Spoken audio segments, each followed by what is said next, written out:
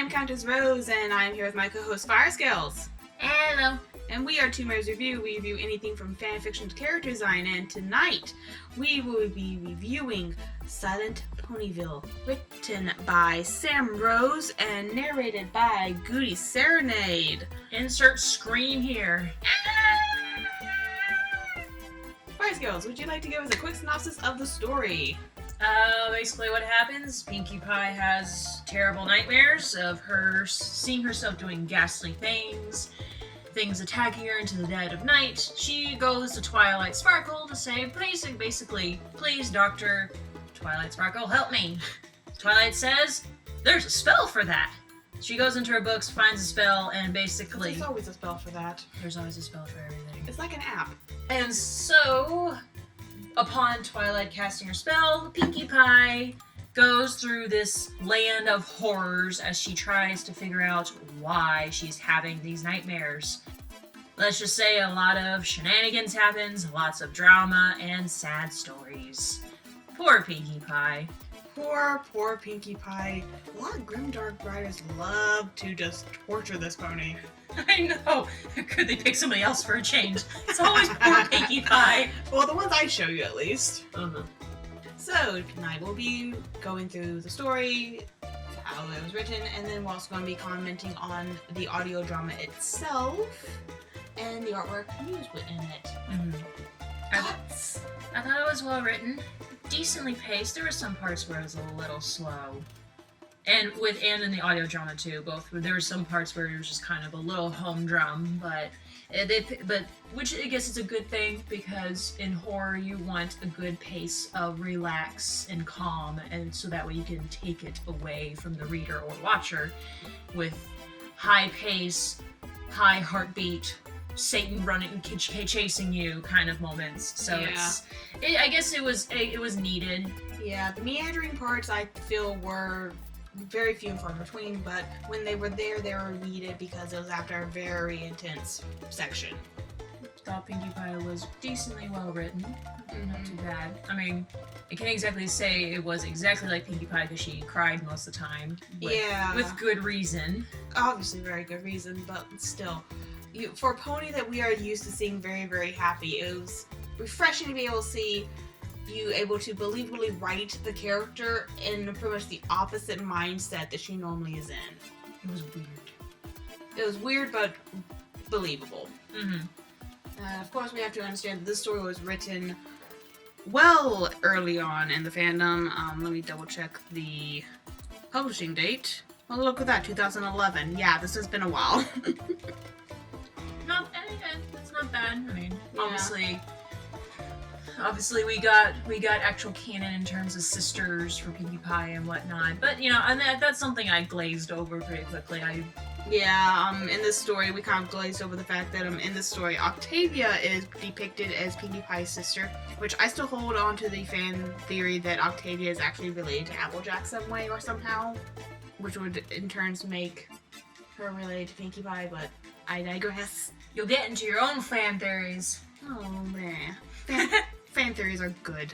Enjoy the fan theories. See, in fact, you pretty much had to create the family of Pinkie Pie from scratch because we didn't have anything canon to go off at that time in the fandom. I felt like the sister dynamic created between Octavia and Pinkie Pie was really well done. Especially, it would make sense, seeing that Pinkie Pie interrupted her sister at the Grand Galloping Gala, and she did not immediately get thrown out. Yeah. Would make sense. And the conversations that they had seemed very real. Yeah. Kind of sisterly talks. Instead of being like, oh, we're all nice ponies, we're all happy all the time, and they were just, We probably should also state that neither one of us know much about Silent Hill, which is somewhat what this story is based off of. My experience with the franchise is I have seen reviews of the first 3 games that were done by Jordan Underneath. I attempted to watch a playthrough done by PewDiePie, and I have seen the first movie, which it took a friend of ours playing funny music over the scary bits. I am a very wimpy person. I know a little bit about Silent Hill. Haven't really watched very much about the games, or what. The main thing I know is just like the theme, the style of the game, the music, the siren and Pyramid Head. That's and maybe the slight gist of the story, and that's really all. I don't play horror games. I like watching them. Yes, we watched them. Yay, Markiplier. Wow.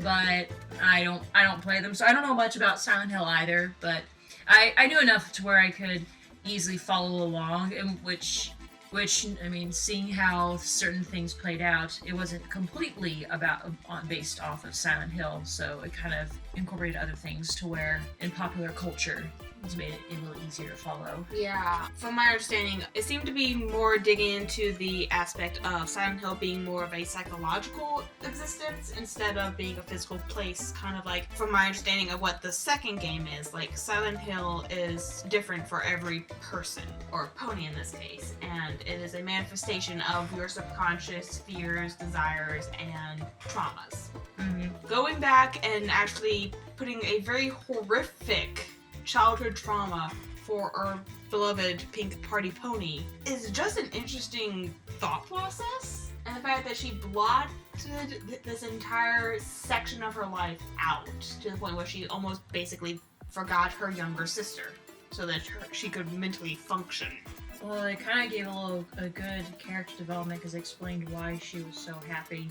Yeah. Because her grandmother said, just keep smiling, you'll get through it. Keep smiling, make other people smile, because your sister will want you to make other people smile. And so that explained her super over the top, attitude towards everybody. And I thought it kind of, explained it really well. It's too dark for Hasbro, but I personally thought it was kind of an interesting piece of character development. A lot of stuff is too dark for Hasbro. Oh my gosh, I just wish sometimes they would go that little tiny extra, like, of just cemented. Because, like, sometimes I think the show is just, like, too sunshine and rainbows. Mm-hmm. Like, I just got done finished watching Gravity Falls. That shit got dark. Oh yeah, I've heard. Oh my gosh. Yeah. Overall, the story, I felt like it was good. It was a refreshing take on Pinkie Pie. Mm-hmm. And an interesting character study into what would happen if this happened to her. Okay, so moving on to the audio drama, which I just like shoved at you. I was like, oh no. The narrator seemed pretty good. Seemed a little dry at some points, but that's just kind of what happens when you hear the same voice for 5 videos. 5 or 6 videos, yeah. For like half an hour to an hour long each. Yeah, it's pretty much a movie. Oh yeah, but it was good. They had the sound effects were good. I loved the sound effects. I loved how they actually had some soundtrack in the background to kind of immerse the listener. I think that was actually game music. I have to go back and double check, but that might actually be Silent Hill game background music. I think it was, and I wouldn't be surprised. Yeah, it would fit. And voice actors were good. I loved the person who played Twilight. Mm-hmm. She was really good. Let's see, who was that? Emogak was the one who voiced Twilight. Yeah, that person was good. The person who played Rainbow Dash was good.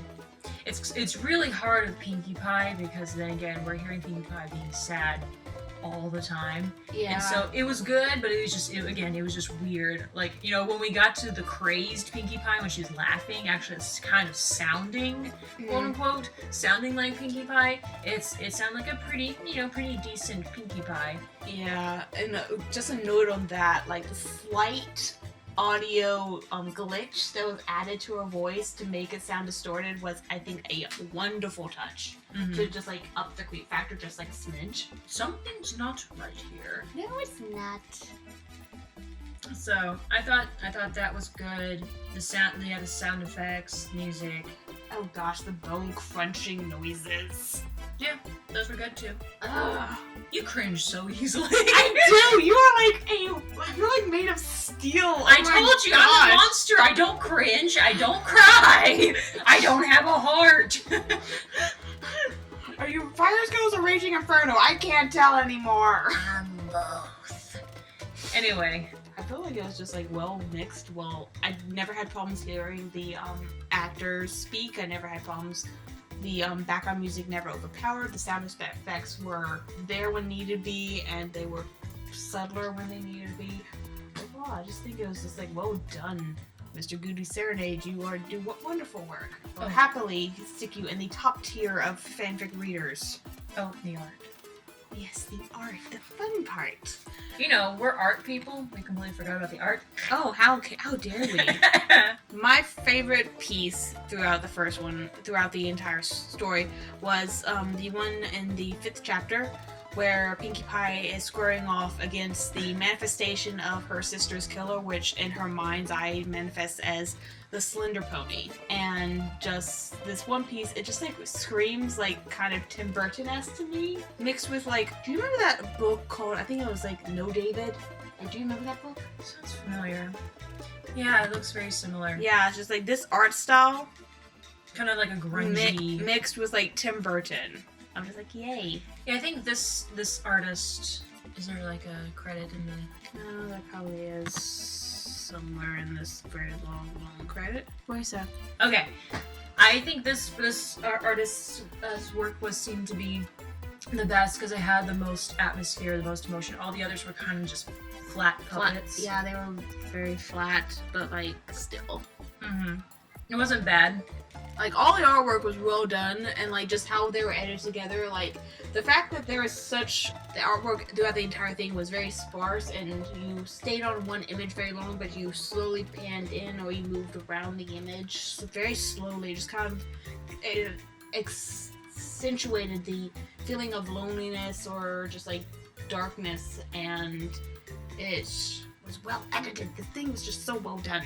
Yeah, I think I remember also liking the art when Pinkie Pie was going up against her. When sad Pinkie Pie was going up against happy Pinkie Pie. Sad pie, sad pie, oh saddy pie. Is obviously, or at least happy Pinkie Pie when sad pie is there, is obviously cupcakes. Mm-hmm. Her creepy dress, her necklace. Yeah, that was pulled directly from Cupcakes, which is just like, what the heck? I think that was like one of the first grimdarks ever, and it's just like it fits within the story. Because like if you like pull from like the fandom in itself, Yeah. that is like a subconscious thing of Pinkie Pie that has been inserted into fanon, and leaving it out, I felt would have been, I don't know what would have been put in, because like it feels like if you took that out, the story would be less for it. But yeah, I think it was a good cameo. it was a very well placed cameo. Mm-hmm. Oh yeah, Pinkie Pie in her very, very disturbing blue dress. And she even sewed wings on there too. Yeah, she would take the wings off of Pegasus, sew them on there. She would take colorful unicorn's horns, and then she would like stick together all the cuteness into a macabre version of a quilt, Yeah. and then turn that into a dress. Creepy, I think. Yep, but I will still argue with anyone and say that Butterflies is worse than Cupcakes on at least a horror scale. Because frankly, Fluttershy being a mass murderer freaking creeps me out that worse than Pinkie Pie. Because it's the quiet ones you gotta worry about. But anyway, overall, the art was pretty good. This was a good story where it's a good kind of background tab thing to listen to. It could be in the back tabs, but if you have it up front, you know, like I did, I would every now and then look and be like, oh, look, different art. Oh, how cool! Look at that! It's Pinkie Pie in her dress. Okay, and then I'll go back to painting or whatnot, and then I'll be like, oh, look, she's against Slender Pony. How cool is that? Awesome! And I would go back, and it was a good. It wasn't constantly changing, and it was very slow enough to where it kind of gave a nice little surprise to. It gave a nice little surprise to the watchers. So Yeah. I liked it. I enjoyed listening to this. Yeah, and I'm kind of happy that, like, with the original story, that Pyramid Head did not make an appearance, because I would not have been able to connect why Pyramid Head shows up, because of literally what Pyramid Head was. The insertion of Slender Pony made a lot more sense. Well, there was also slight disconnect because Slender Pony has been around a little while as well. Yeah, but Slender Pony, does he have, like, any set lore of, like, where he comes from and stuff? Slender Pony? Yeah, like, just Slender Man period. He doesn't have, like, any set lore of his origins, he just kind of exists.